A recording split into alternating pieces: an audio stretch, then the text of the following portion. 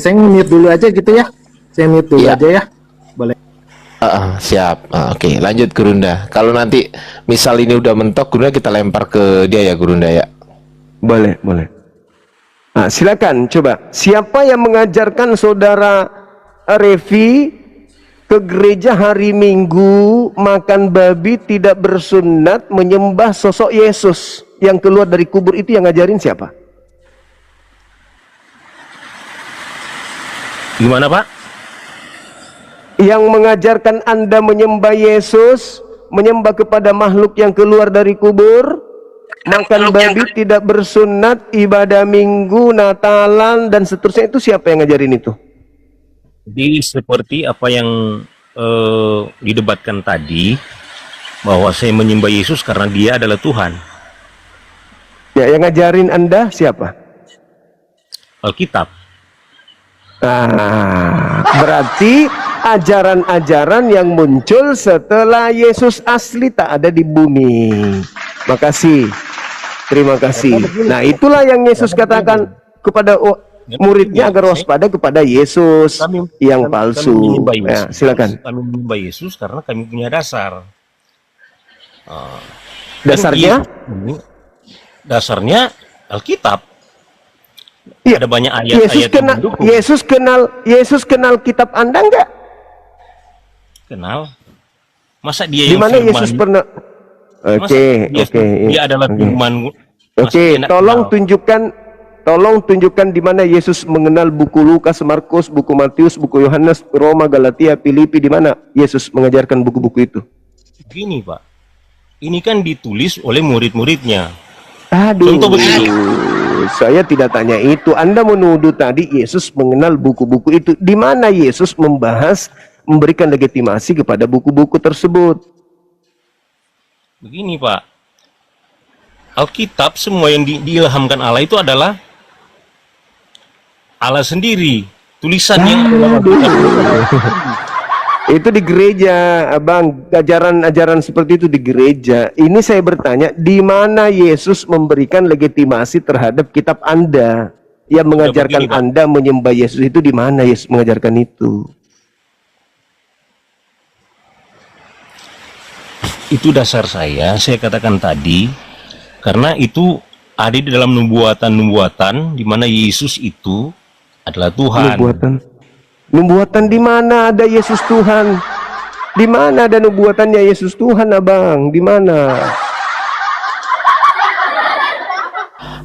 Coba Gurunda, ini mungkin Bang Nuke ini masih mikir dulu, Gurunda. Kita lempar ke Paulus biar agak berkembang, Gurunda. Siap. Ya, nanti bisa bergantian ya, Bang Paulus Budiasa dengan Bang Nuke. Nanti bisa bergantian agar diskusinya berkembang, nggak stagnan di situ ya. Lanjut, silakan, Gurunda. Oke, silakan Saudara Paulus. Mungkin sudah mendengarkan tadi bahwasanya saya mengatakan, andai saja seluruh perintah Yesus yang datang kepada Bani Israel itu dipraktekkan hari ini, tidak akan menghantarkan manusia ini menjadi Kristen, menjadi Katolik atau apapun itu selain menjadi Yudaism.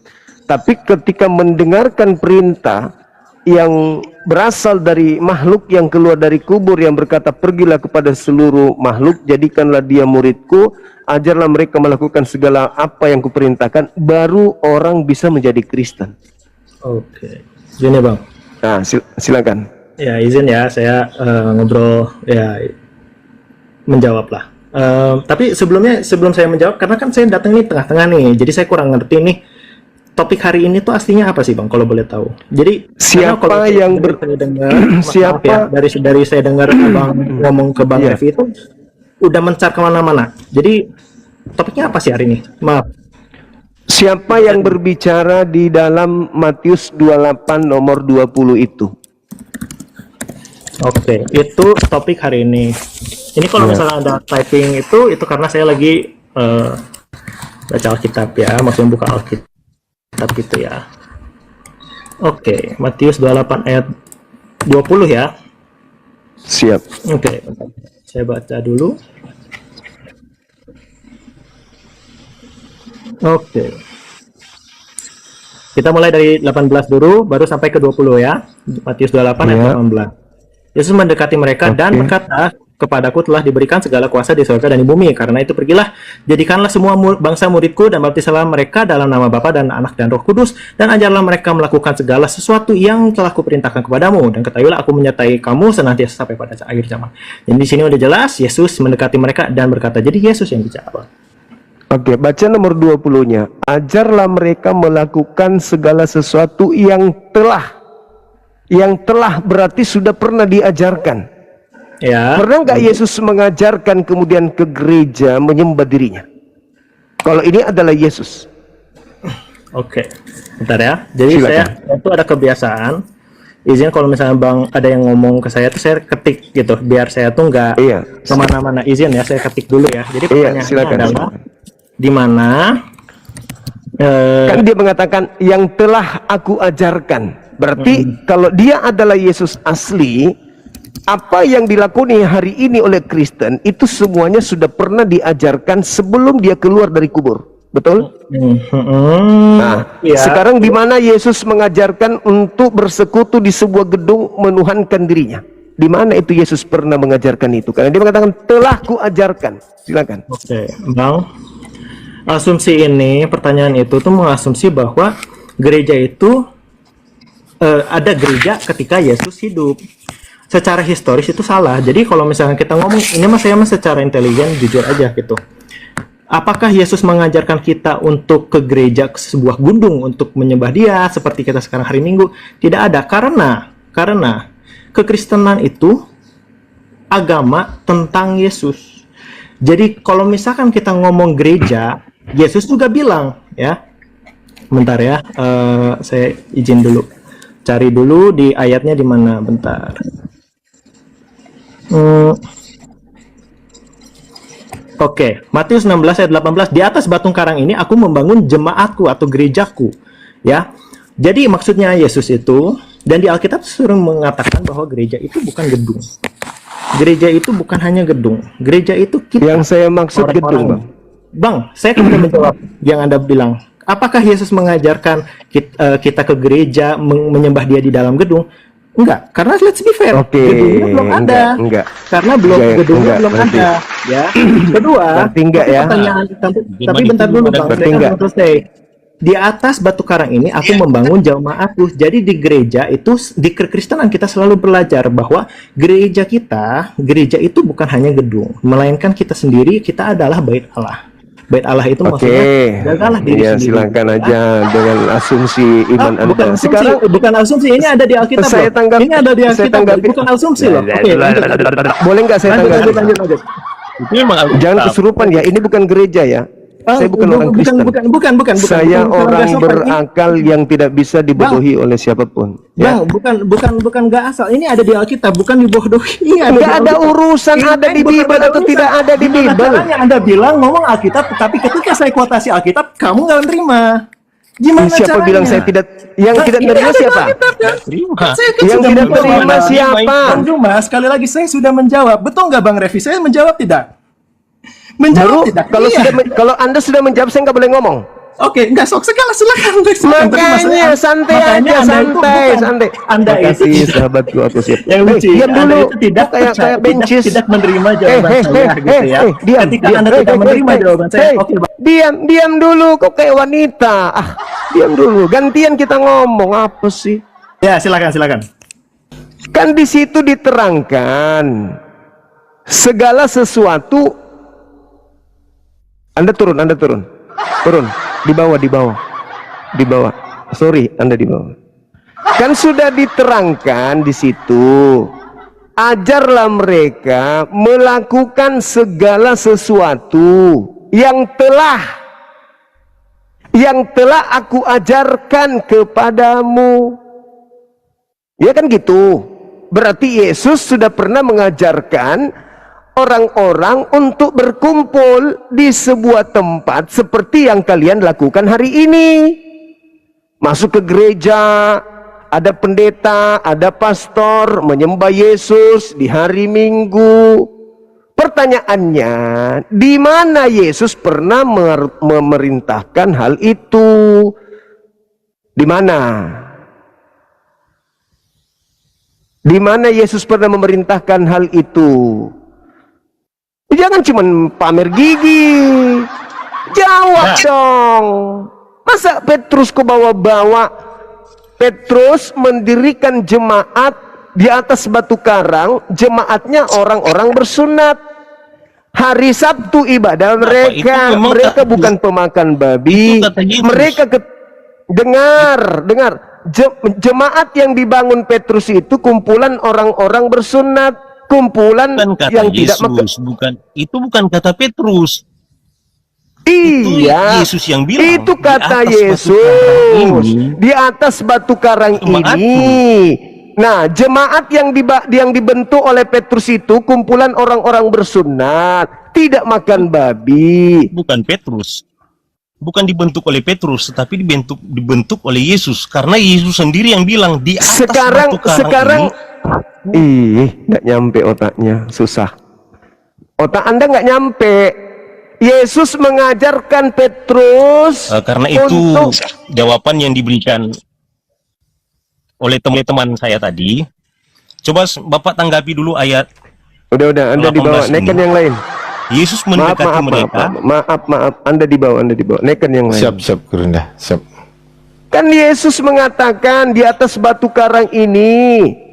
Nah, apa yang didirikan di situ? Gereja katanya. Jemaat Yahudi.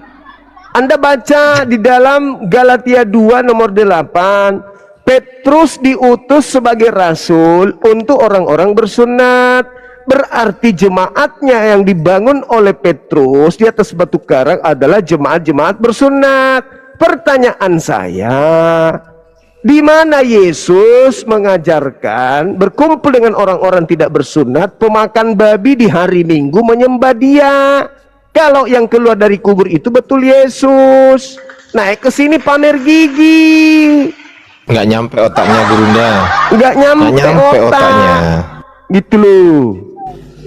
Kalian menjual ajaran Kristen hari ini, masuk ke gereja, makan babi, berkumpul dengan orang yang suka pelihara kuluk, ibadah minggu, parahnya menyembah Yesus.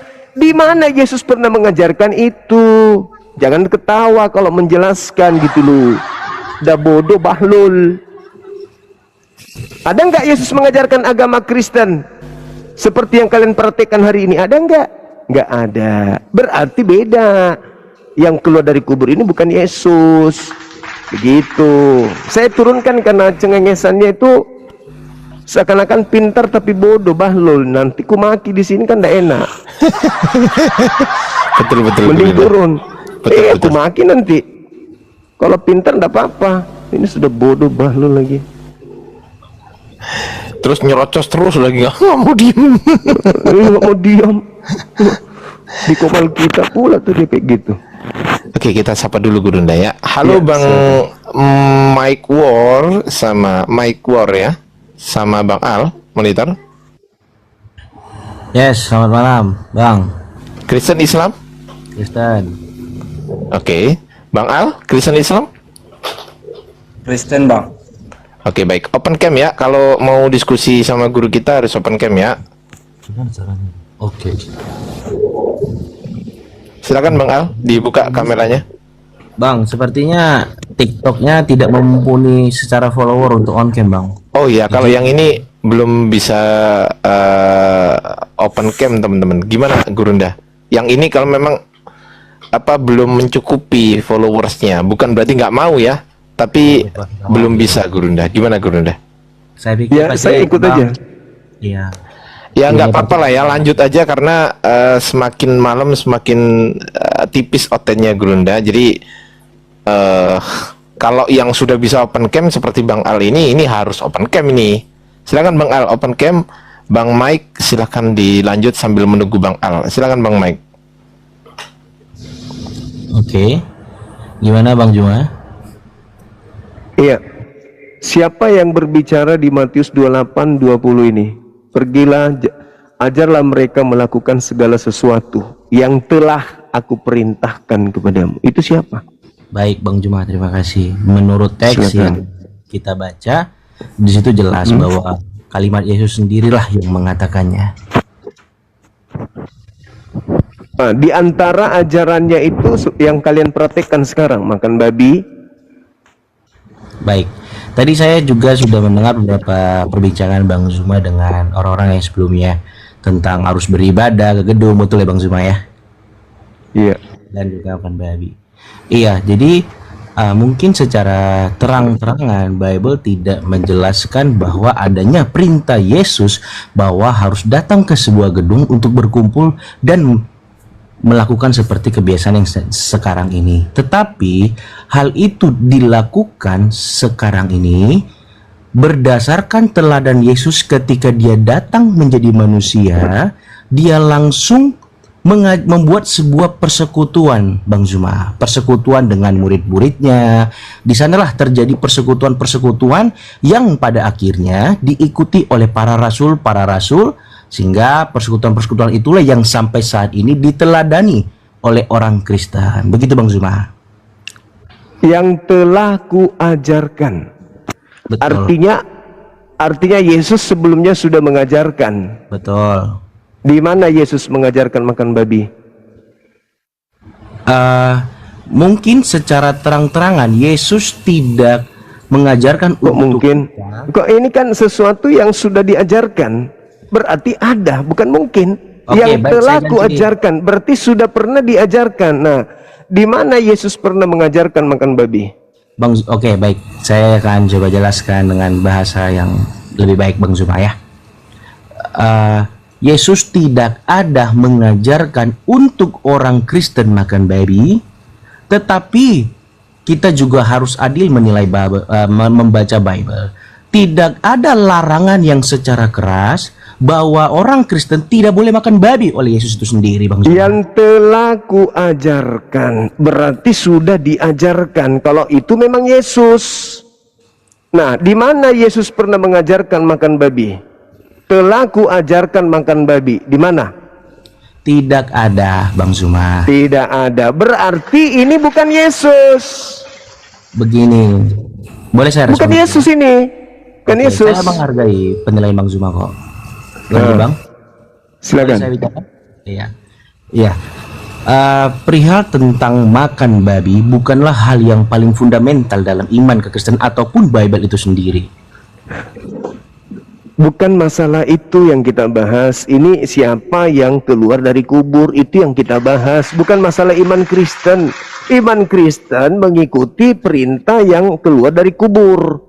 Apa yang dibisikkan oleh makhluk ini, itu yang kalian lakukan. Apa yang diinginkan makhluk ini, itu yang kalian lakukan, praktekkan hari ini. Nah, Oke. supaya kita mendeteksi bahwa ini Yesus atau bukan, kita harus tahu ketika dia mengatakan yang telah aku ajarkan. Ada Baik. enggak Yesus mengajarkan makan babi Baik, Bang Zuma. sebelum dia berucap begitu? Baik, Yang saya telah aku ajarkan. Nah, silakan. Oke. Mudah-mudahan paham.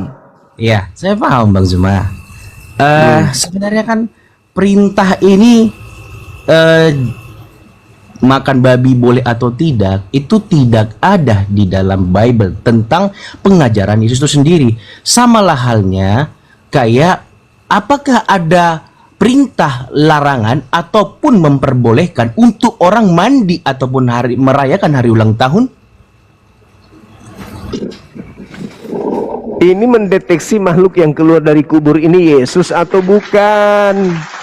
Bang, kalau Bukan kita yang bicara lain. tentang pribadi Yesus yang kita bicarakan di sini, menurut kepercayaan saya, teks yang saya baca ini adalah kalimat Yesus. Lalu Bang Zuma mencoba Nah. memperdalam teks ini dengan pengajaran-pengajaran Yesus Di yang mana? diajarkan kepadamu, katanya kan Di tadi. mana Yesus pernah mengajarkan? Kan Yesus berkata segala firman yang engkau berikan telah aku sampaikan. Telah. Berarti Yesus kalau yang keluar dari kubur ini betul adalah dirinya. Berarti Yesus setelah menyampaikan segala firman, Yesus juga telah mengajarkan halalkan babi. Di mana Yesus menghalalkan babi? Di mana Yesus mengajarkan pengikutnya makan babi? Tidak ada, tidak ada. Nah, tidak ada. Berarti yang keluar dari kubur bukan Yesus. Bagaimana abang menyimpulkan bahwa itu bukan Yesus? Hanya karena Karena perihal tidak, makan babi? karena Yesus tidak pernah mengajarkan muridnya makan babi. Tapi nggak semua orang kan makan babi orang Kristen ya. Bukan Kristen yang kita bahas ini. Oknum yang keluar dari kubur ini yang sedang kita bahas. Apakah dia Yesus atau bukan? Ajarlah mereka melakukan segala sesuatu yang telah aku ajarkan. Pernah nggak aku mengajarkan kalian makan babi? Nggak pernah dong. Nah, Tidak pernah. ini mengajarkan makan babi.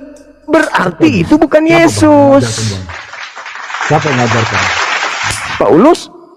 Di mana bang mengajarkannya? Kolose 2 nomor 16 Anda baca.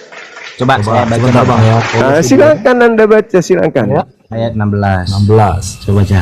Karena janganlah Begitu. kamu biarkan orang menghukum kamu mengenai makanan dan minuman atau mengenai hari raya, bulan baru maupun hari Sabat. Bagaimana Bang Zuma mengartikan ini? Nah, dari mana Paulus mendapatkan materi itu? Ketika dia mengatakan segala sesuatu bagiku halal, segala sesuatu boleh untukku boleh. Siapa yang mengajarkan Paulus ajaran ini? Bukankah dia mengatakan bahwa dia menerima Injil dari Yesus yang bukan manusia? Nah, berarti yang datang kepada Paulus mengajarkan ini itu adalah bukan Yesus, karena memang dia sudah akui di Galatia 1 nomor 1, Galatia 1 nomor 11 12, aku menjadi rasul bukan manusia yang menyuruh aku jadi rasul, tetapi Yesus. Aku menerima Injil bukan dari manusia, bukan manusia mengajarkan aku Injil, tetapi Yesus. Bagaimana ceritanya Yesus bukan manusia? Berarti ketika yang datang kepadanya mengaku Yesus Kristus dan bukan manusia, berarti Yesus Kristus yang tidak pernah diurapi. Yesus Kristus yang tidak pernah diurapi itu adalah Yesus palsu. Saya pikir apabila kita membicarakan pertama tadi ayat mana tadi? Matius 28. Matius 28 nomor 20. Ya, Bang Zuma mencoba mengkaitkan di Kolose 2 tadi Bang Zuma ya. Saya Hari ini kan kalian makan babi, betul? betul Bang. Ah, tidak perlu cari dalil kalau begitu. Kami makan babi kok, tapi Paulus juga tadi kalimatnya nggak ada yang gimana-gimana rasanya. Nah, sekarang yang mengajarkan kalian makan babi siapa? Tidak ada. Tidak ada. Menurut kalian tidak ada? Tidak ada. Tidak ada. Tidak ada, Bang. Kalau Anda membaca Efesus 2 nomor 15, bukan itu? Coba Masih bentar, Bang, belum? saya baca ya. Efesus Silakan. Efesus 2 nomor 15. ya, Efesus 2 ayat 15.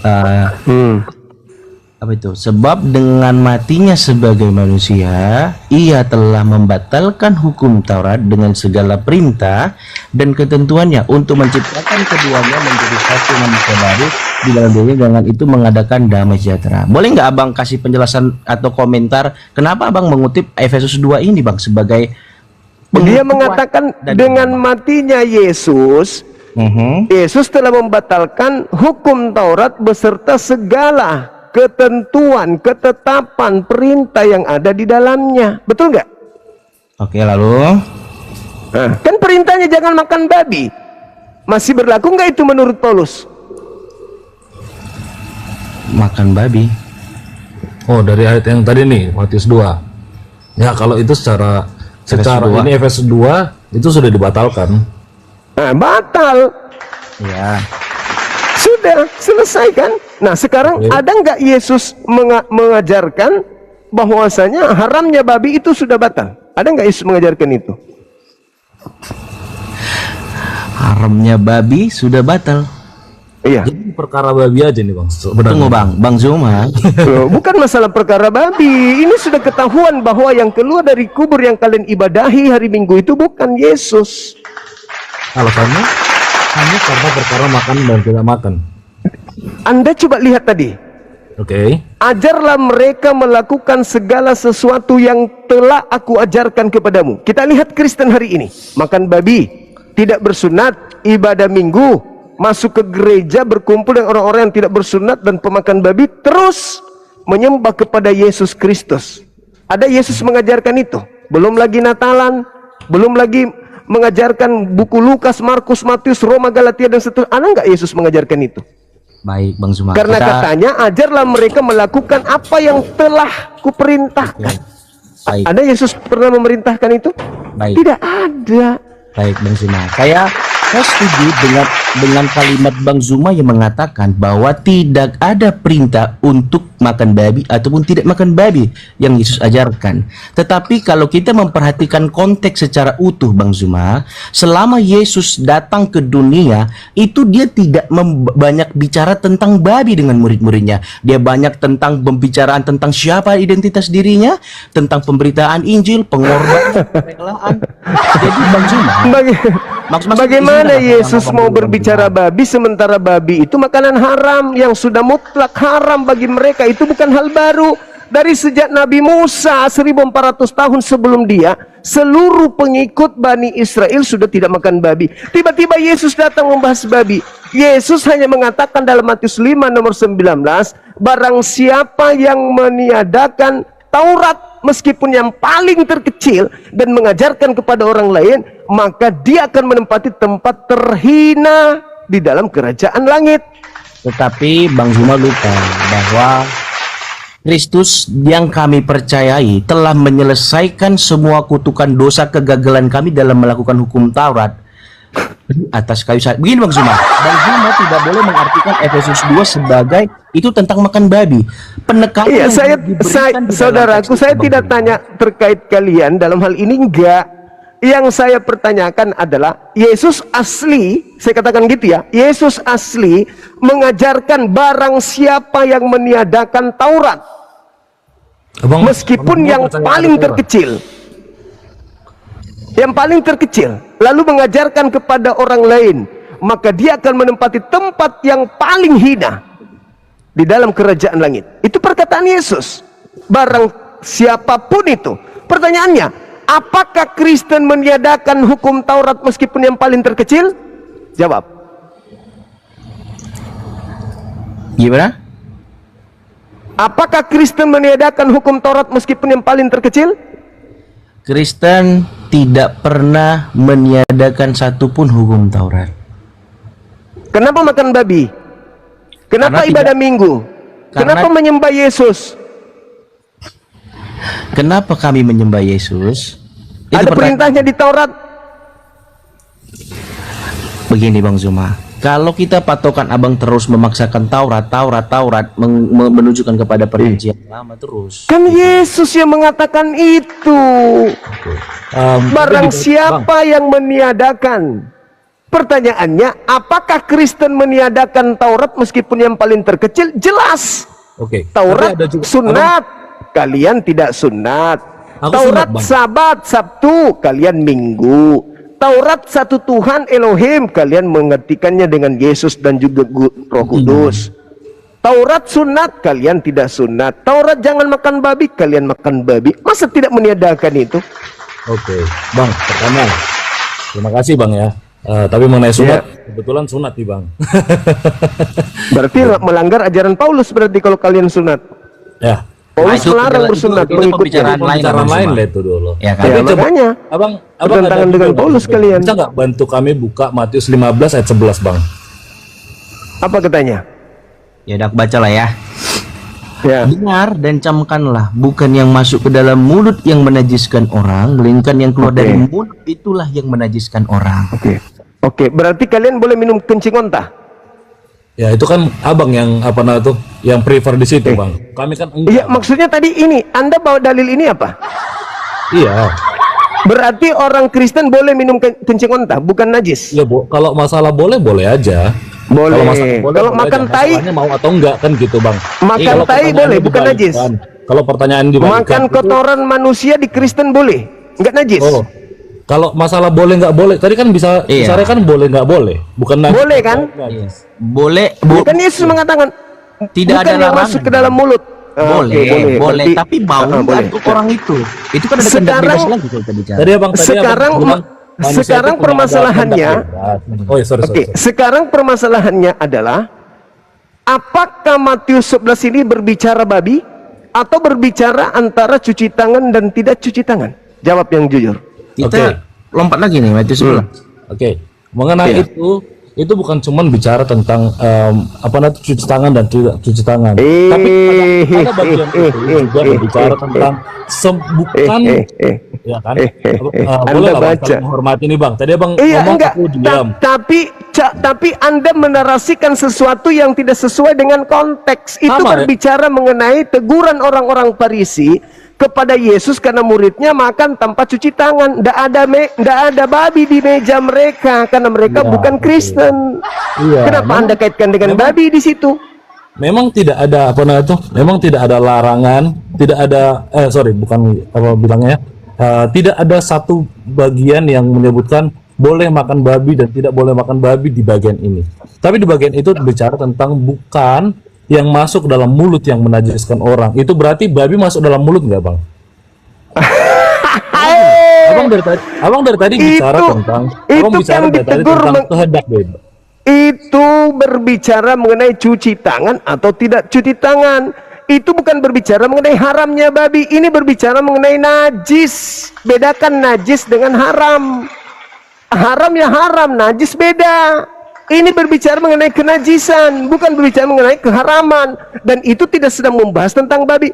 Masakan dia tiba-tiba saja Yesus mengharamkan babi, yang mana mereka menghalalkan, yang mana mereka sudah 1400 tahun sudah diharamkan makan babi itu.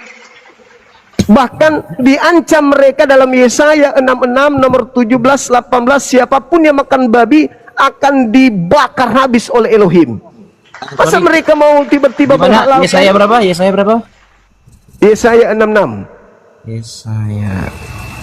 nomor 17 18. Bagaimana mungkin makanan yang haram tiba-tiba menjadi makanan mereka hanya gara-gara ditegur cuci tangan atau tidak cuci tangan? Kan tidak nyambung.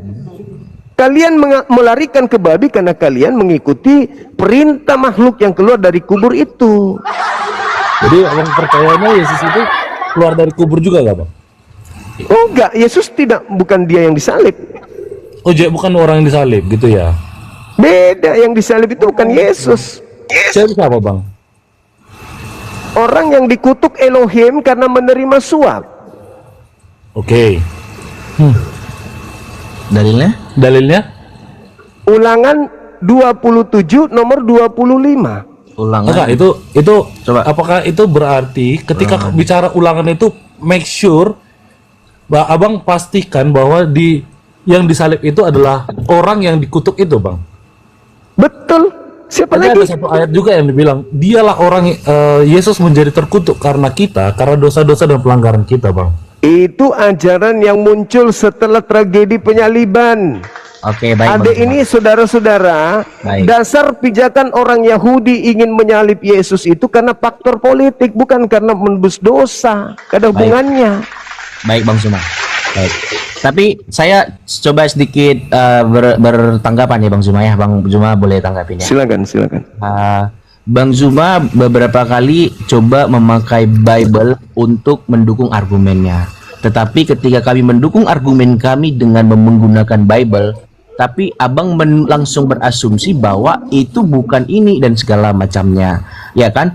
Berarti dalil yang abang coba gunakan dengan memakai Bible untuk melawan argumen-argumen kami bisa juga lontarkan kalimat itu Bang Zuma. Artinya kami pakai dalil firman Tuhan untuk mendukung argumen-argumen kami, ya kan? Dan layaknya tidak baiklah Bang Zuma langsung menudingkan dan menasumsi bahwa ini bukan kalimat ini, tapi sementara Bang Zuma pakai Bible untuk mendukung argumennya. Bedanya mau tahu? Bedanya, saya tahu Bible itu bukan firman Tuhan. Satu, saya tahu Bible itu adalah kumpulan cerita-cerita yang dikumpulkan oleh wartawan, disusun oleh wartawan, kemudian dijadikan sebagai kitab suci oleh orang-orang Katolik dan penerusnya. Ketiga, saya tahu Yesus tidak pernah tahu tentang kitab itu. Yang keempat, yang ada di dalam Bible itu adalah cerita yang dikumpulkan dari tempo ke tempo, dari masa ke masa, dari Yesus dengan muridnya, Yesus dengan orang-orang Yahudi, dengan musuhnya, dan seterusnya. Mereka catat.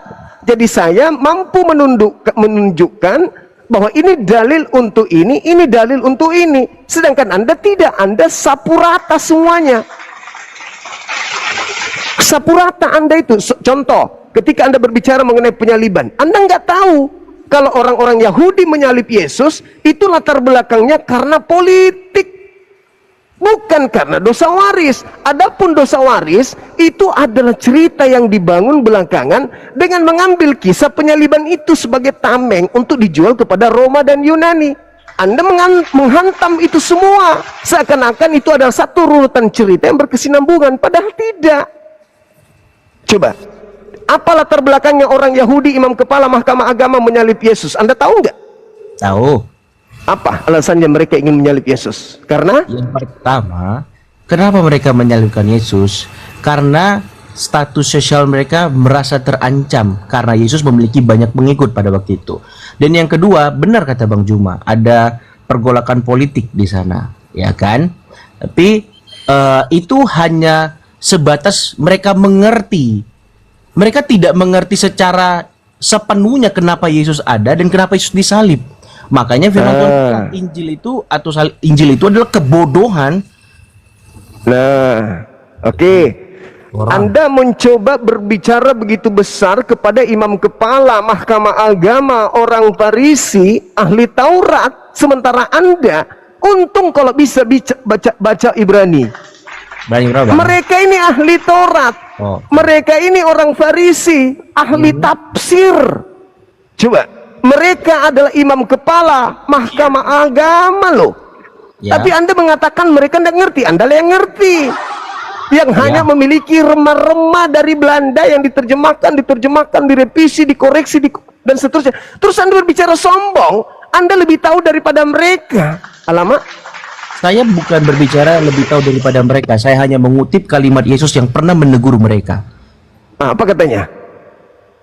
Dia menggunakan kalimat-kalimat hai ular beludak. Baru dia memberikan itu Matius 23 karena penyaliban. Mereka disebut ular beludak dikarenakan mereka menyalib orang-orang suci mulai dari Habel sampai Zakaria. Maka Yesus mengutuk mereka. Baca nomor 32-nya, tiga-tiganya. Bagaimana mungkin engkau bisa meloloskan diri dari api neraka?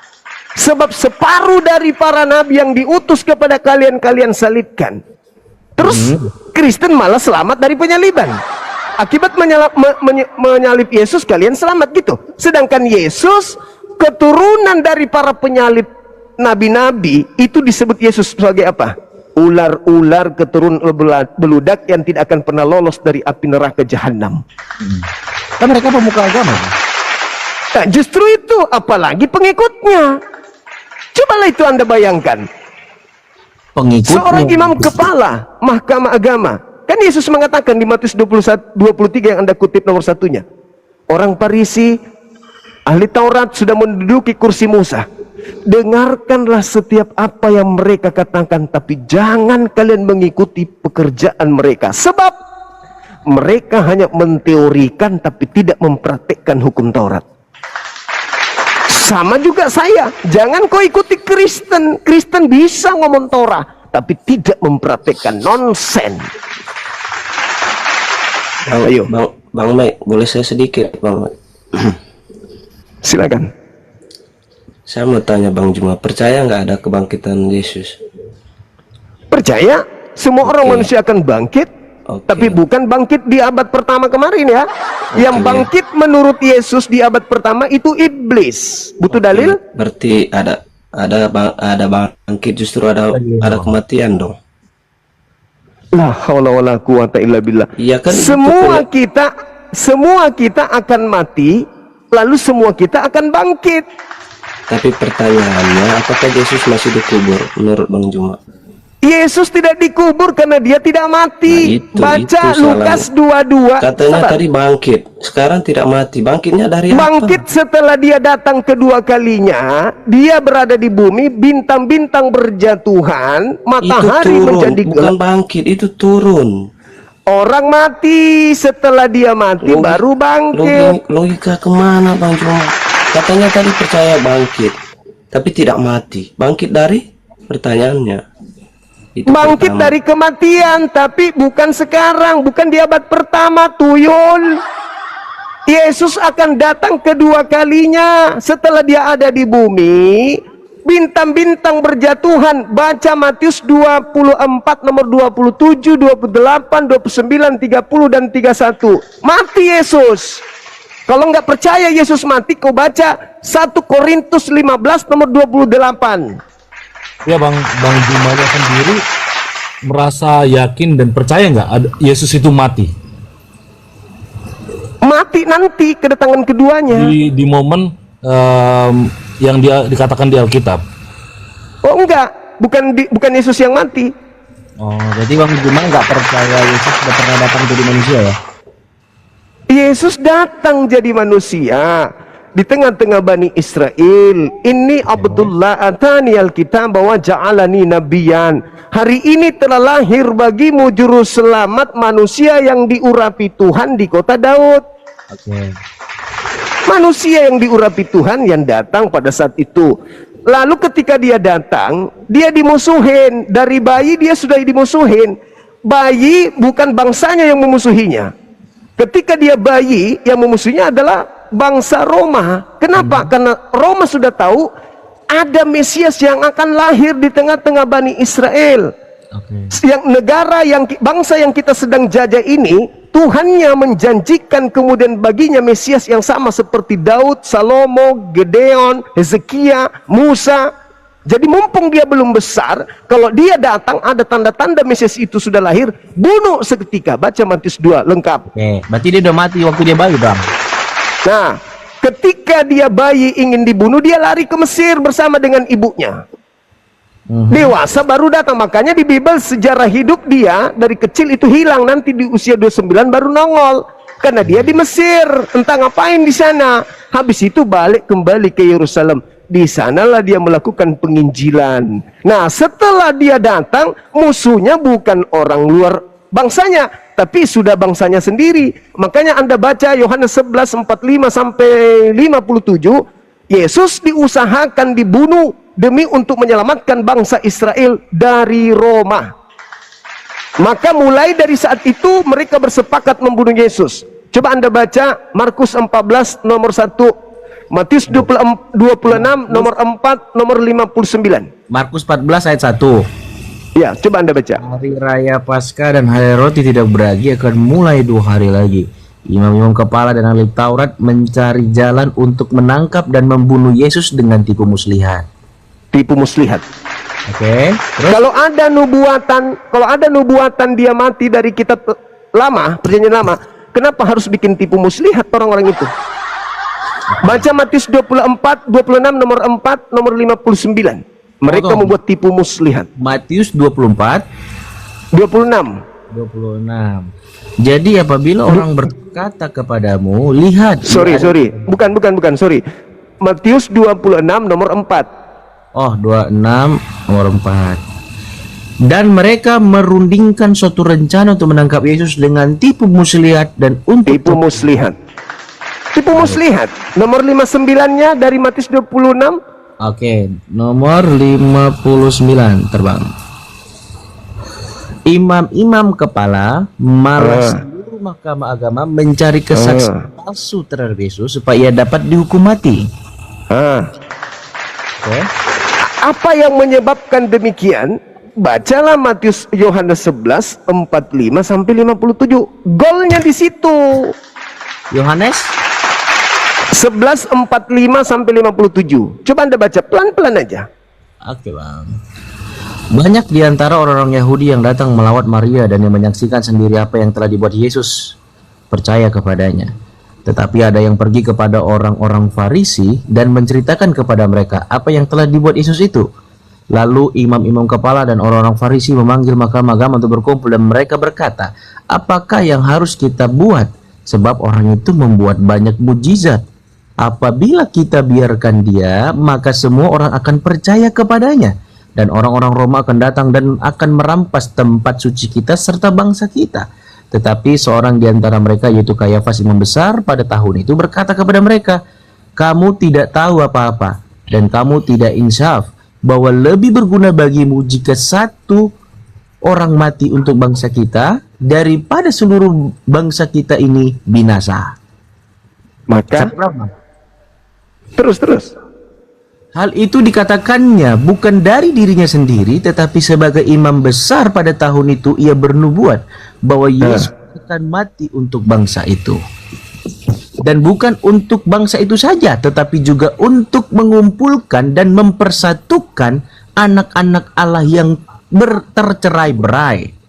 Mulai dari hari itu, mereka sepakat untuk membunuh dia. Karena itu, Yesus tidak tampil lagi di muka umum di antara orang Yahudi. Ia berangkat dari situ ke daerah dekat padang gurun, ke sebuah kota yang bernama Efraim. Dan di situ ia tinggal bersama-sama murid-muridnya. Pada waktu itu, hari raya Paskah orang Yahudi sudah dekat, dan banyak orang dari negeri itu berangkat ke Yerusalem untuk menyucikan diri sebelum Paskah itu. Mereka mencari Yesus dan sambil berdiri di dalam bait Allah, mereka berkata seorang kepada yang lain, "Bagaimana pendapatmu? Akan datang jugakah ia ke pesta?" Sementara itu, imam-imam kepala dan orang Farisi telah memberi perintah supaya setiap orang yang tahu di mana dia berada, memberitahukannya agar mereka dapat menangkap dia. Gimana? Ada nggak mereka ingin menyalib Yesus, membunuh Yesus karena dosa waris? Ingin nebus, menyelamatkan orang-orang di luar Yahudi? Ada nggak? Nggak ada kan? Iya. Murni karena faktor politik. Sehingga Tuhan menyelamatkan Yesus dari keinginan orang-orang jahat. Baik Bang Zuma, saya setuju dengan kalimat Bang Zuma berdasarkan teks yang tadi kita sudah baca, bahwa tidak ada secara terang-benerang ada kalimat yang mengatakan bahwa Yesus akan mati di atas kayu salib, ya kan? Itu tidak ada kan? Betul ya Bang Zuma ya? Tapi mungkin Bang Zuma yang sudah mempelajari mungkin lebih banyak waktu daripada saya bisa memberikan sebuah penjelasan dan bukti yang jelas. Mana bukti daripada oke, Yesus telah mati dan seperti inilah matinya Bang Zuma? Yesus tidak mati, Bung. Yang ditangkap itu bukan Yesus. Mereka berusaha kemudian untuk melakukan apapun demi untuk menangkap Yesus. Tapi Yesus kan berdoa. Bapak, coba baca Lukas 22 nomor 33, 44 itu. Baca satu perikop. Lukas, Coba Anda baca. Lukas 22 nomor 43, 44. 43-44.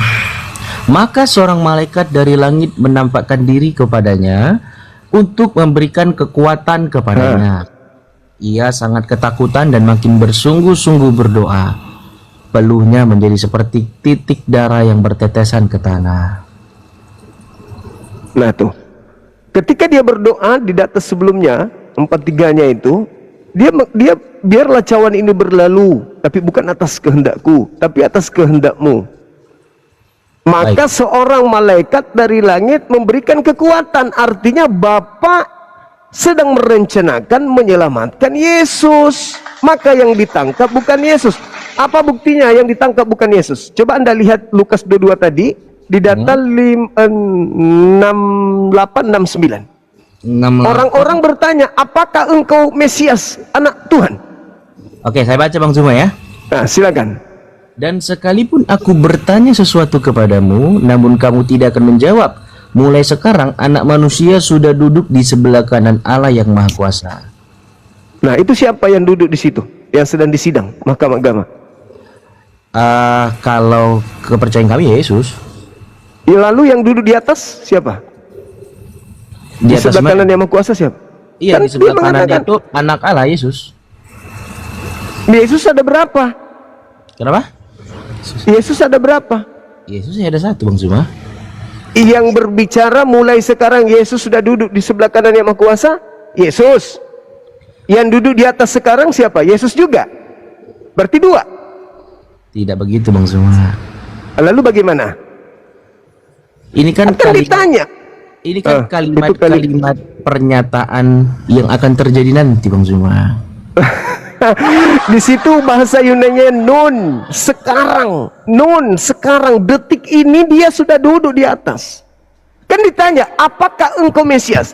Kenapa ditanya seperti itu? Karena mereka ragu, ini Yesus atau bukan sih? Yesus atau bukan sih? Apakah betul engkau anak Tuhan? Apakah engkau Mesias? Apalagi gunanya aku menjawab? Dan sekalipun aku bertanya, kau tidak akan mengerti. Kau tidak akan menjawab meskipun saya bertanya.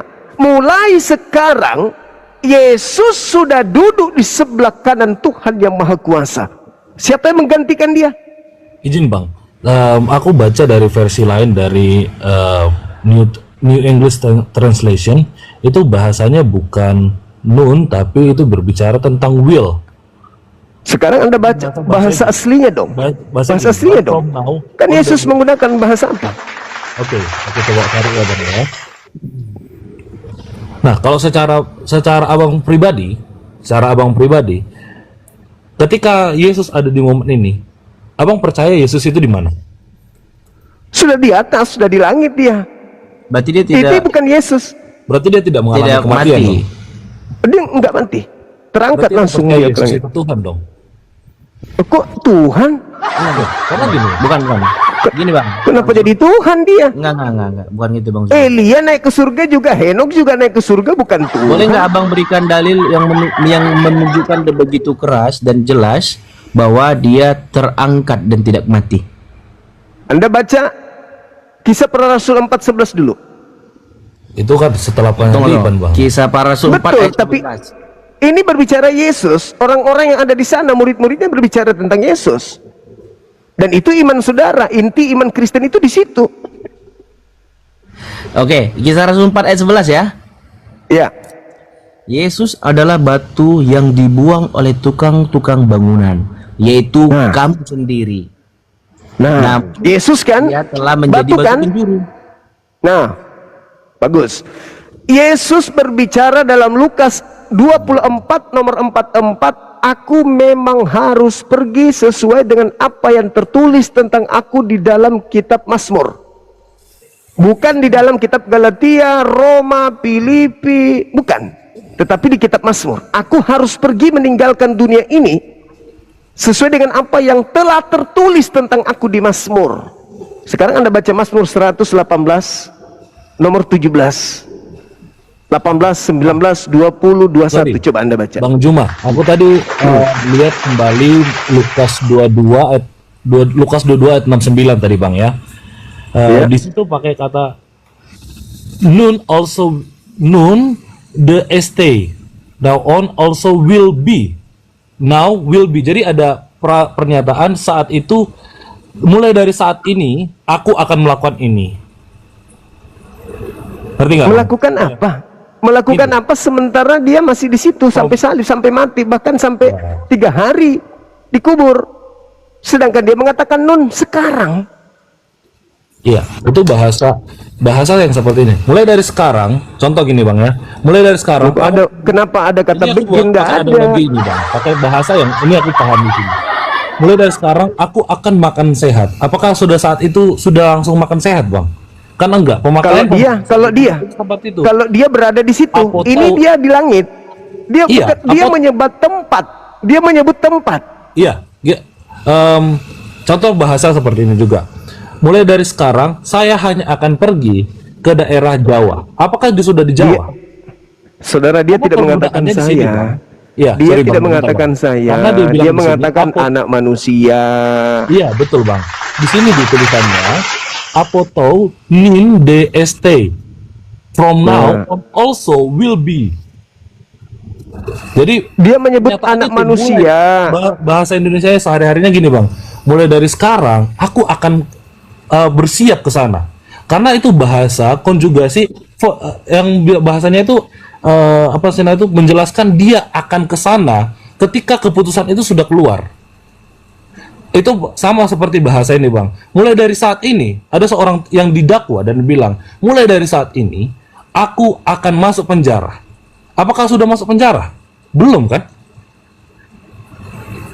Dia mengatakan mulai sekarang anak manusia sudah duduk, sudah Ini duduk. Teks ini, asli Bang. ini abang tadi bilang pakai teks asli. Bahasa Aku- Inggris mah itu bahasa pakai Inggris. Ini pakai bahasa Yunani.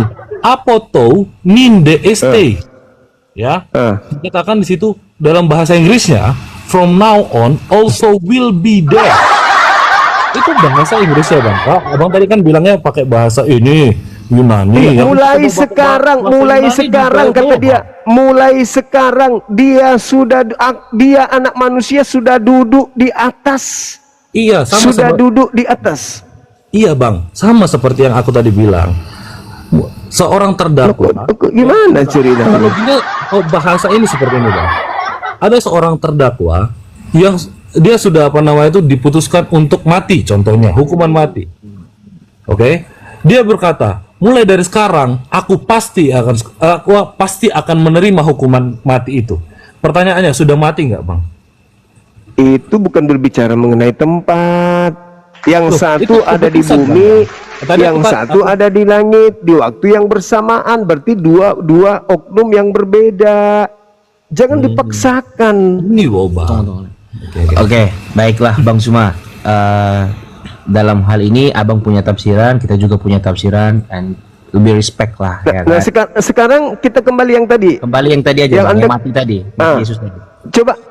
Coba Anda baca Mazmur 118 nomor 17 sampai seterusnya. Kan dia mengatakan Mazmur 118 ayat. nomor 17 mulai. Oke. Aku tidak akan mati, tetapi hidup. Dan aku akan Siapa itu? menceritakan perbuatan-perbuatan Tuhan. Ya kan, nyanyian ini Daud punya ya. Ya, kan itu rujukan Yesus tadi. Tadi katanya Yesus itu batu karang.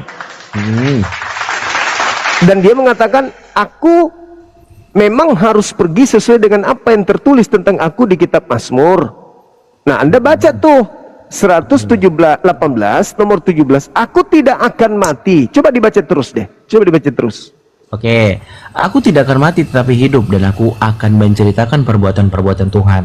Tuhan telah menghajar aku dengan keras, tetapi Ia tidak menyerahkan aku kepada maut. Terus Bukakanlah aku pintu gerbang kebenaran, aku hendak masuk ke dalamnya, hendak mengucap syukur kepada Tuhan. Inilah pintu gerbang Tuhan, orang-orang benar akan masuk ke dalamnya. Aku bersyukur kepadamu sebab engkau telah menjawab aku dan telah menjadi keselamatanku. Batu yang dibuang oleh tukang-tukang bangunan telah menjadi batu penjuru. Nah, itu siapa? Itu Yesus. Nah, yang tidak mati tadi siapa? Yang tidak mati. Aku tidak akan mati. Oke, Itu Yesus. siapa? Nah, Yesus. Berarti yang mati di salib siapa? Oke. Yesus juga. Saya Dua menghargai. dong. Oke, saya menghargai penilaian dan cara Bang Zuma untuk mentafsir. Tapi adil nggak sih menurut Yesus Abang? yang mengatakan, Yesus lo yang mengatakan, aku memang harus pergi sesuai dengan yang tertulis tentang Baik. aku. Ada 3 loh dalilnya. Baik, Bang Zuma. Dia mengatakan begitu. Termasuk Lukas 22 nomor 22. Dia pergi sesuai dengan yang sudah tertulis. Berarti rujukannya kepada kitab Perjanjian Lama. Dan dia menyebutnya loh di situ. Taurat, Mazmur, dan kitab nabi-nabi. Berarti rujukan kita untuk berbicara Yesus tinggalkan dunia ini harus merujuk kepada apa yang Yesus jadikan referensi. Bukan Paulus, surah-surah Paulus, bukan. Baik, Bang Zuma. Siap. Saya respect dengan semua tanggapan Bang Zuma, dan ini pelajaran untuk saya, ya kan? Saya senang dengan diskusi kita hari ini, tapi rasanya adil dong Bang Zuma kalau saya memberikan sebuah pernyataan bahwa tidak ada secara eksplisit tentang kematian Yesus seperti apa. Itu kan tidak ada kan ayatnya, bahkan Bang Zuma sudah mengutip banyak ayat bahwa itu tidak secara jelas bahwa Yesus mati di mana, seperti apa, dan segala macamnya. Jadi rasanya tidak salah dong saya Bang Zuma kalau saya masih tetap mempercayai bahwa dan memilih Yesus itu mati di atas kayu salib, karena tidak ada ayat yang begitu jelas yang menunjukkan seperti apa Yesus itu mati. Begitu Bang Zuma ya, saya thank you banget. Oke, Bang, izin Bang, satu lagi nih Bang. Aku masih agak Siap. geli tadi dengan apa sih namanya? Lukas 22:69 tadi tentang Oke, mulai dari silakan. sekarang anak manusia akan duduk di sebelah kanan Allah yang Maha Kuasa. Bang, menurut Abang, apakah itu berarti Allah itu dia punya tubuh? Dan apakah di surga itu punya kursi? Kalau POV dan juga pola pikir yang Abang tadi sampaikan, ada 2 tempat yang bersamaan. Maksudnya apa ini? Gini, ada Kan Yesus diangkat ke langit. Oke, Nah, Diangkat dia ke langit, bukan dong. Allah. Kenapa dia jadi Tuhan? hah? Kenapa dia jadi Tuhan Di setelah POV Abang, di POV Abang, apakah Allah itu punya bentuk fisik, Bang? enggak? Lalu ketika abang membahas tentang Lukas 22:69, abang tadi menyampaikan bahwa dia duduk di sebelah kanan, berarti dia di atas. Gitu ya bang ya? Apakah Itu yang fisiknya tertulis di- Yesus itu di atas juga bang? Iya, Bersama Betul. dengan Allah. Gitu. iya, benar. Gitu. Iya. Tapi kalau duduk di sebelah kanan Allah itu diartikan secara fisik, apakah Allah itu punya tubuh dan kursi bang? Pertanyaannya. Oh enggak. Yesus itu maksud kursinya di mana? maksudnya itu dia terangkat kepada Allah, menuju kepada Tuhannya. Menuju kepada Tuhannya itu bukan berarti bersama dengan Tuhan duduk berdampingan. Maksudnya dia berada di bawah kuasa Tuhannya, di Oke, dalam itu bahasa perlindungan metafora berarti bang. Tuhannya. Itu bahasa metafora Ya, berarti. betul. Berarti kalau aku Tapi menjelaskan Yesus secara betul-betul metafora, terangkat.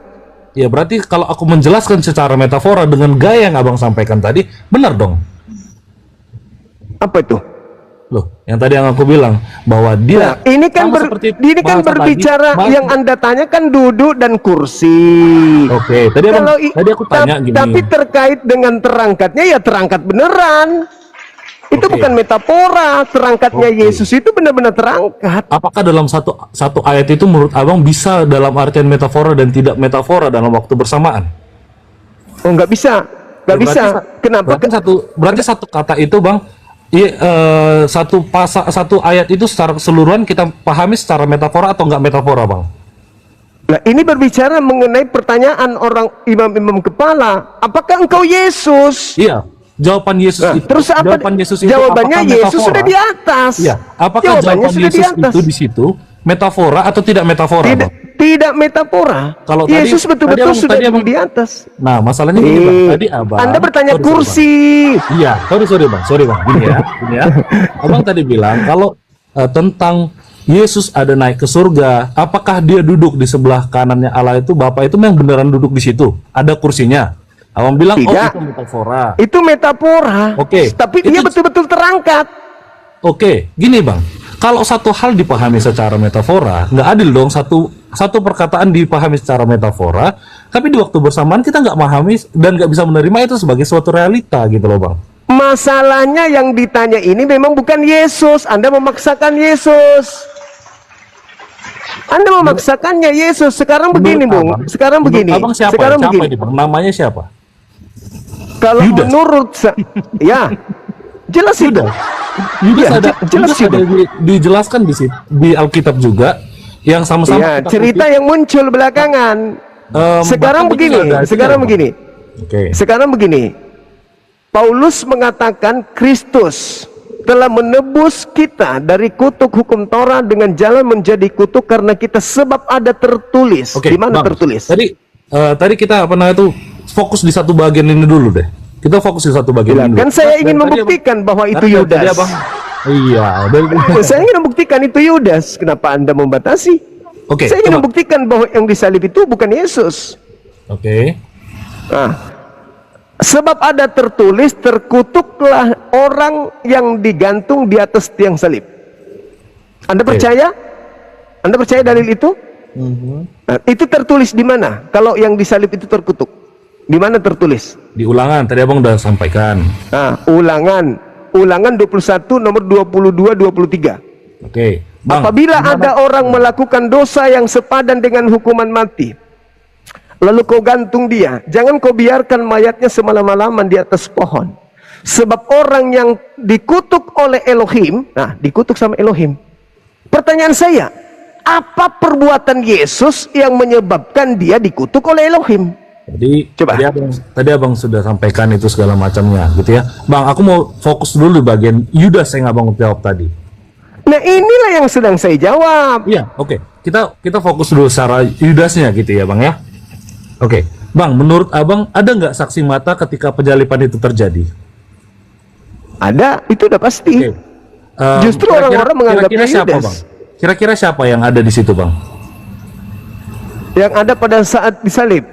Iya. Yusuf Yudas di sana. Arimatea, ada juga Oke. Maria, ada Nikodemus. Oke. Yang tidak ada itu Markus, tapi Markus mencatat Maria di dalam ada di Markus situ, Bang? 16. Ada, Maria ibunya Ada. Yesus atau Maria siapa, Bang? ada. Maria ibunya Tidak Yesus. tidak dijelaskan kemudian bahwa ibunya Yesus, Cuman dikatakan inilah anakmu, inilah anak-anakmu, ini yang dikatakan oleh Yesus. Ibu, inilah anak-anakmu. Berarti maksudnya itu arahnya ke ibunya Yesus. Oke, gitu. Berarti Yesus ya. Kira-kira Bang, kira-kira nih menurut Abang. Ya. Kalau seandainya Abang punya anak, sudah dari umur satu hari sampai umur 33 tahun setengah, Abang selalu bersama anak Abang itu. Kira-kira perawatannya tahu nggak Abang, Bang? Tahu. Dari belakang? Tahu. Dari depan? Tahu. Kalau seandainya anak itu lagi sakit, tahu nggak Bang? Tahu. Kalau Abang anaknya itu lagi sehat, lagi senang, lagi suka cerita, tahu nggak? Tahu. Kira-kira kalau seandainya lebih daripada Abang yang bapaknya, ini mamanya sendiri, kira-kira Kenapa diturunkan? Ujung-ujungnya dia ini. Karena ketika Maria ke kubur, dia sudah jarak dekat dengan orang tersebut, dia menganggapnya tukang kebun. Ayo, Markus mengatakan dengan jelas tuh, dan Yesus menampakkan diri kepada kedua muridnya dalam rupa bukan Yesus. Jedar. Kenapa diturunkan? Udah kusiapkan itu, dihantam rahangnya sama Bible. Jelas-jelas kok Markus yang menulis, dan dia Yesus menampakkan diri dalam rupa yang bukan Yesus alias rupa lain. Rupa lain berarti bukan Yesus. Terus Anda bertanya, bagaimana dengan ibunya? Masa dia tidak mengenal? Iya. Pertanyaannya baru menaik lagi, bakal bilang sorry. Oke, lanjut Bang, gimana? Jadi ketika Anda ingin menggiring bahwa itu Yesus, sekarang permasalahannya adalah waspadalah kepada penyesat yang datang kepadamu memakai namaku dan berkata akulah dia, kan gitu. Itu satu ucapan Yesus, itu jelas terekam. Kemudian ketika dia disalib, pertanyaan saya, ketika Al-Quran mengatakan bahwasanya diserupakan, ternyata Markus menulis juga hal yang sama. Di mana Bang? Markus 16 nomor 12. Yesus menampakkan diri. Markus 12. 16. Sorry. 16 nomor 12. 16 12. Menampakkan diri dalam rupa Yesus atau rupa bukan Yesus? Coba baca. Sesudah itu ia menampakkan diri dalam rupa yang lain kepada dua orang dari mereka ketika berarti bukan rupa Yesus kan? Keluar kota. Oke, sekarang aku pakai logikanya Abang. Kalau Abang udah percaya bahwa tadi di Lukas 22:9, Abang percaya bahwa itu sudah diangkat ke surga. Yang di sini siapa Bang? Yudas. Kan udah aku bilang Yudas. Yudas. Anda tidak percaya? Di Markus 16 ini Yudas juga. Ya, katanya jelas Yudas dong. Katanya Yudas udah mati. Itu kan bangkit. Itu sudah bangkit. Yudas dia. yang bangkit Bang. Yudas yang bangkit. Iya dong. Yudas yang bangkit. Betul. Bener. Kata iblis kepada Yesus. Bang, berarti tunggu. Oke. Kata iblis kepada Yesus ketika Yesus dicoba ingin dibunuh iblis. Apa kata iblis? Yesus, segala kuasa di bumi ini akan aku berikan kepadamu jika engkau menyembah aku. Iblisnya mau disembah kan? Sebab aku iblis berkuasa memberikan kuasaku kepada siapapun yang aku kehendaki. Nah, sekarang tunggu dulu. Sekarang ketika orang ini keluar dari kubur, apa katanya? Segala kuasa diberikan kepadaku. Pertanyaan saya, adakah Yesus menerima segala kuasa? Itu dulu. Di mana sorry Bang? Apakah Yesus? Apakah Yesus? Apakah Yesus pernah menerima segala kuasa? Dari Allah Bapa, yang saya percaya iya menerimanya. Di mana dalilnya? Efesus 2:7. Yohanes 5 nomor 30, Yesus berkata, aku tidak dapat berbuat apa-apa dari diriku sendiri. Iblis mengatakan, Yesus, segala kuasa bumi akan aku berikan kepadamu bila mana engkau menyembah aku, sebab aku berkuasa memberikan kepada siapapun yang aku kehendaki. nomor 13-nya di dalam Lukas 4 itu, setelah iblis mencoba Yesus, iblisnya mundur dan menunggu waktu yang tepat. Oke.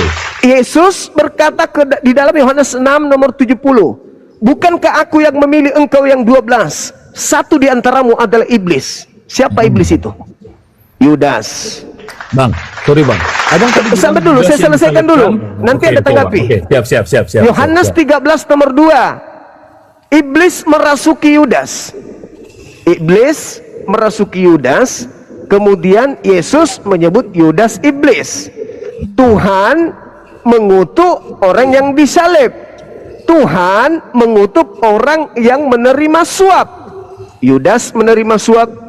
Yudas disebut iblis. Terus kemudian yang menerima kuasa iblis itu adalah sesuai dengan pernyataan iblisnya. Segala kuasa akan aku berikan kepadamu jikalau engkau menyembah aku. Keluar dari kubur, apa katanya? Segala kuasa telah diberikan kepadaku, pergilah ke seluruh dunia. Siapa ini yang menerima kuasa dari iblis? Yesus. Yesus yang menerima kuasa dari iblis. Enggak. Nah, sudah. Kenapa permasalahannya sekarang? Kenapa saudara-saudara pingin kali Yesus mati? Ada apa? Sementara sabar dulu. Sementara di dalam Yohanes 8 nomor 37 38 sampai 44 yang menginginkan kematian Yesus adalah anak-anak iblis.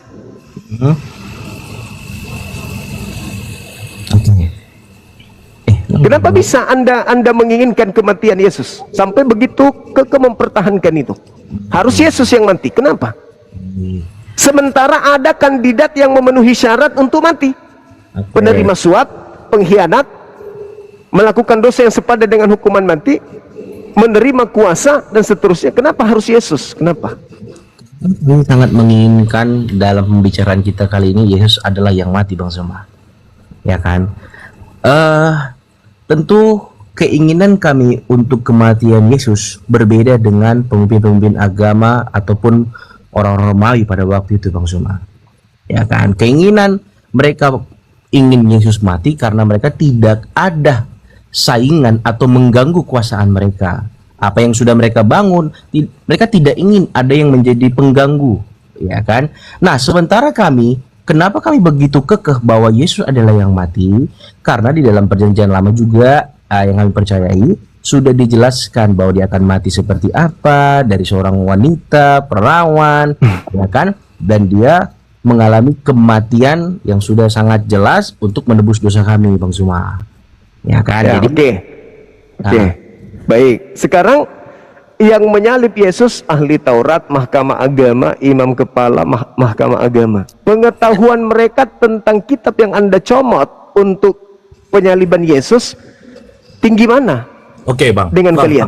Aku kembali kepada logika yang tadi dulu deh. Oh, kamu mau jawab dulu? Oh ya udah. sebenarnya setinggi-tinggi apapun ilmu orang pasti mempunyai cacat celah, Bang Suma.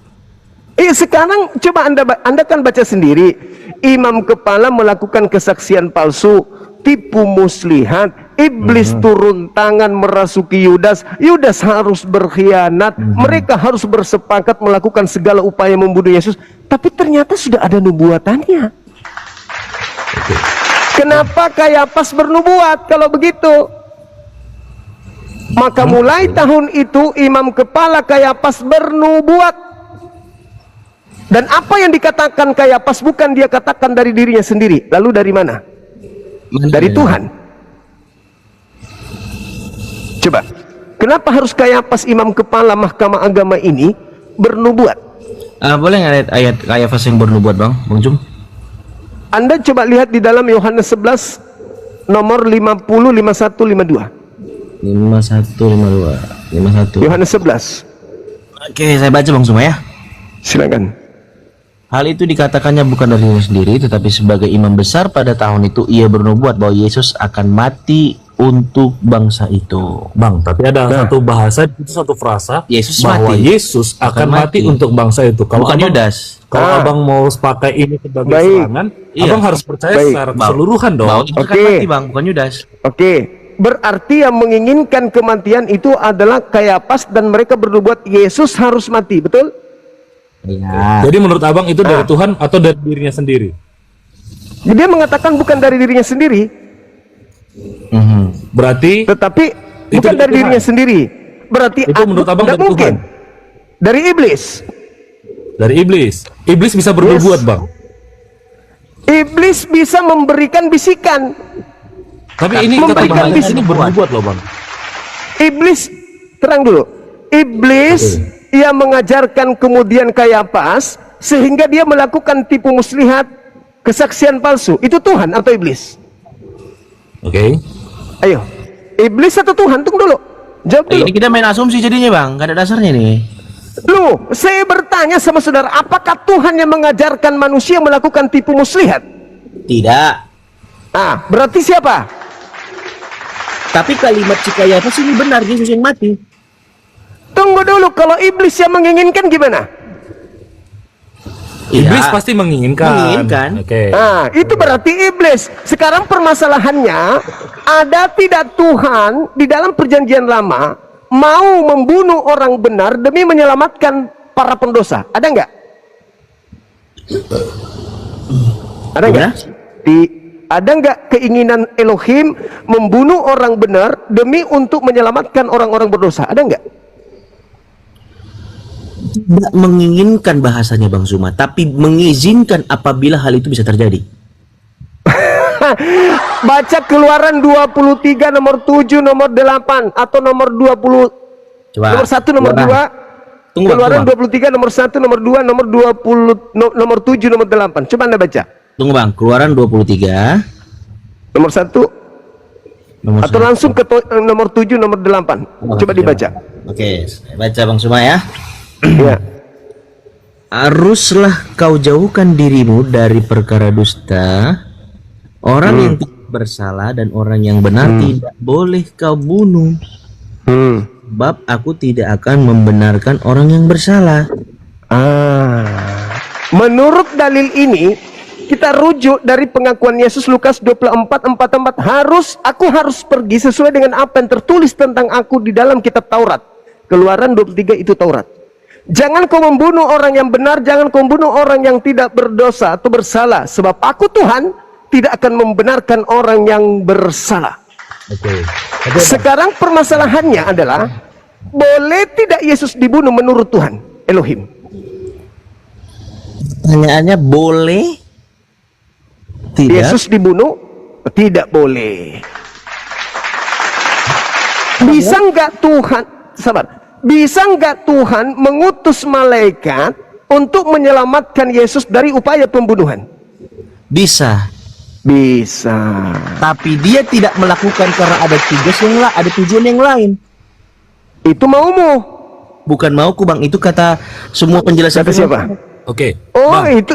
itu mau saudara. Itu yang Anda Ya, inginkan. thank you, Bang. Oke, kita kembali dulu Bang ke apa namanya itu, ke tadi sempat terputus di bagian itu. Tadi aku udah sampaikan, tanyakan ke Abang.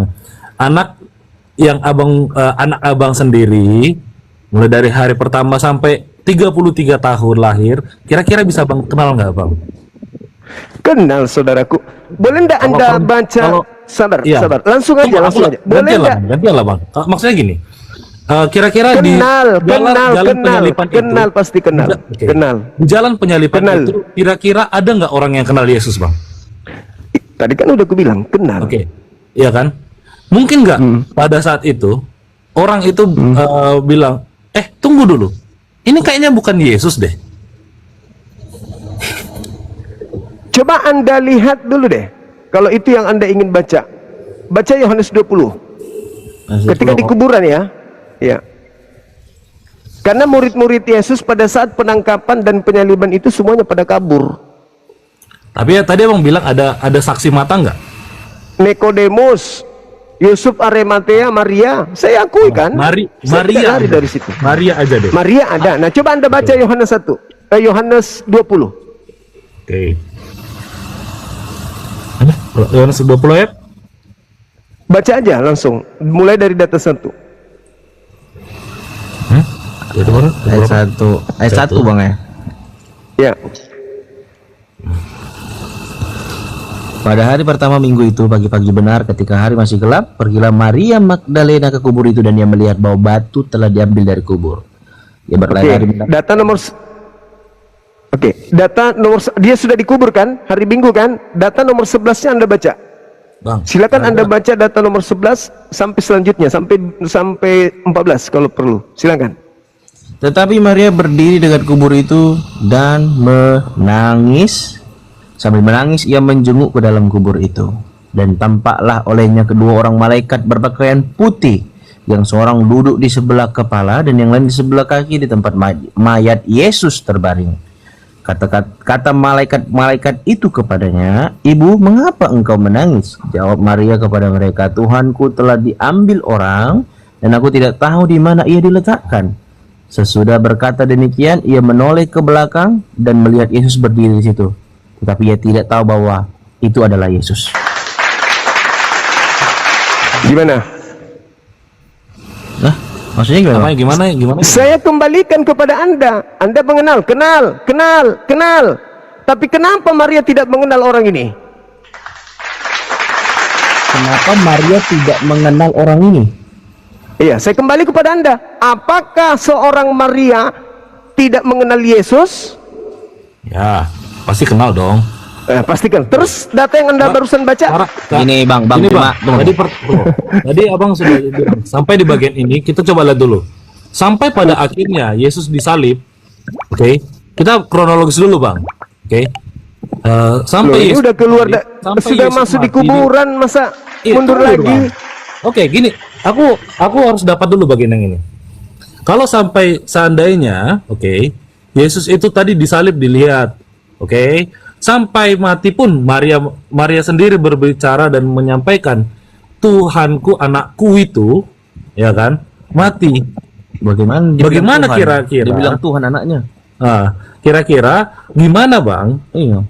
Abang bisa menyampaikan bahwa dia tidak mengenali, sampai tidak mengenali sama sekali Yesus itu sampai mati. Enggak, Karena pernyataan di sini sudah dikatakan ini sudah keluar dari udah mati nih gitu. Iya, sekarang pertanyaannya, apakah yang disalib sama dengan yang keluar dari kubur ini atau beda? Yang sampai disalib dulu, Abang percaya nggak kalau itu Yesus? Tidak. Lu tadi pernyataannya Maria, oke, Maria mengenali. Ya kita tadi kan sampai kita tahap itu kan Iya, mengenali dengan cara seperti apa? Dengar dulu. Ini kan sudah dikatakan kepada Anda Markus 16:12. Markus pun yang tidak ada di situ tahu kalau itu adalah Yesus. Tetapi setelah dia keluar ternyata rupa lain. Bang, aku izin bertanya Bang Suma ya. Sorry Boleh. Bang. Iya, tadi di ayat 13 Yohanes 20 Bang ya. Kata Iya. malaikat itu kepadanya, "Ibu, mengapa engkau menangis?" Jawab Maria kepada mereka, "Tuhanku telah diambil orang dan aku tidak tahu di mana ia diletakkan." Artinya kalau kita tadi merujuk kepada pembahasan kita, siapa saksi waktu Yesus disalib? Jadi Maria, ya kan? Dia ikutlah ke dalam kuburan ini dan dia ingin ngejenguk dan segala macamnya. Tiba-tiba dalam kuburan yang dia percayai setelah disalib itu adalah Yesus, udah nggak ada. Kalau memang itu adalah Yudas, kenapa si Maria bilang kayak gini, Bang? Jawab Maria kepada mereka, "Tuhanku telah diambil orang." Apa yang Anda ingin sampaikan di situ? Pertanyaannya, Kata Tuhan. Tuhanku telah diambil orang. Bagaimana mungkin Yudas dibilangnya Tuhan, Bang Yuda, Bang Zuma? Tuhan. Tuhan di sini, Tuhan. Ya, itu terjemahannya. Original teksnya itu kan kurios, bukan theos. Kalau theos itu sudah Tuhan atau dewa tertinggi. Tapi itu kan kurios, berarti Tuhan. Sama seperti Tuan Suma. Terus pakai logika dong. Kalau itu Tuhan, bagaimana mungkin bisa jadi mayat? Itu dulu pakai logika. Dan satu hal lagi sebelum ini ya, saya sampaikan kepada saudara, di Markus 14 nomor 50 itu semua murid lari meninggalkan Yesus. Setelah ada penangkapan, seluruh murid meninggalkan Yesus, berarti tinggal dua kan? Yudas dan Yesus. Betul?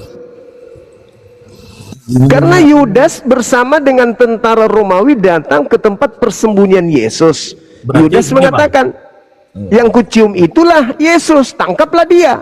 Oke.